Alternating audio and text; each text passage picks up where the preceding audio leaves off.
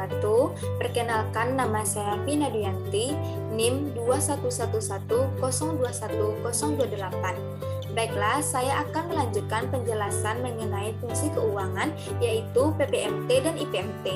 Sebelumnya, teman saya sudah menjelaskan bagaimana cara membuat tabel amortisasi menggunakan Microsoft Excel. Nah, tapi bagaimana jika kita hanya ingin mengetahui bunga pinjaman atau pokok pinjaman pada periode tertentu saja? Tentu akan sedikit merepotkan bagi kita membuat tabel amortisasi seperti ini semuanya. Nah, selanjutnya itu langsung saja kita masuk ke contoh. Untuk melanjutkan contoh soal PMT di samping ini, maka hitunglah besar pokok pinjaman dan bunga pinjaman pada periode kelima. Ini dapat diselesaikan dengan menggunakan rumus. Untuk mencari pokok pinjaman, kita bisa menggunakan rumus PPMT, yaitu fungsi pada Excel yang digunakan untuk menghitung pembayaran pinjaman pokok untuk periode tertentu. Langsung saja itu kita sama dengan, lalu kita ketik PPMT. Nah, untuk grade-nya kita isikan 8%. Kita klik, lalu kita bagi dengan 12. Mengapa dibagi dengan 12? Karena kita menggunakan satuan bulan. Titik koma. Untuk pernya kita ingin mencari periode kelima, maka kita klik di sini 5, lalu titik koma. Untuk enternya kita isikan jangka waktunya itu 10, titik koma. Untuk PV-nya kita isikan jumlah pinjaman itu 25 juta, titik koma. Untuk FV-nya kita isikan 0 saja, titik koma. Lalu untuk IP-nya kita isikan 0 karena kita melakukan pembayaran pada akhir periode. Lalu ditutup kurung.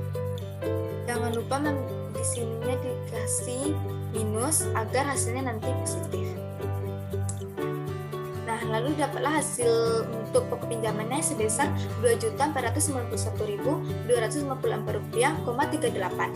Ini kita dapat buktikan pada tabel amortisasi pokok pinjaman itu periode kelima, sama hasilnya itu sama-sama Rp2.491.254,38.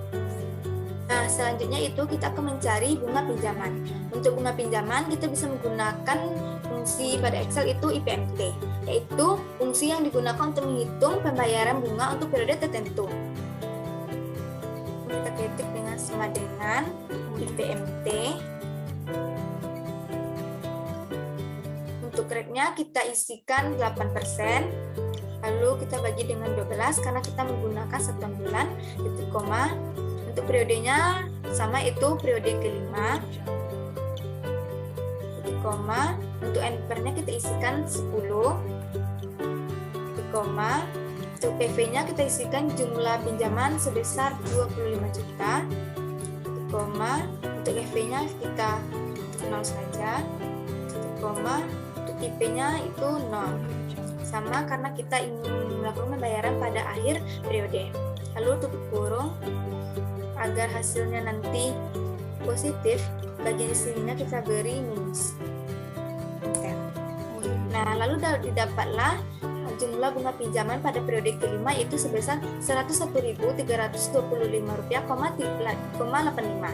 Kita dapat buktikan pada tabel amortisasi periode kelima pada bunga pinjaman itu sama-sama Rp101.325,85.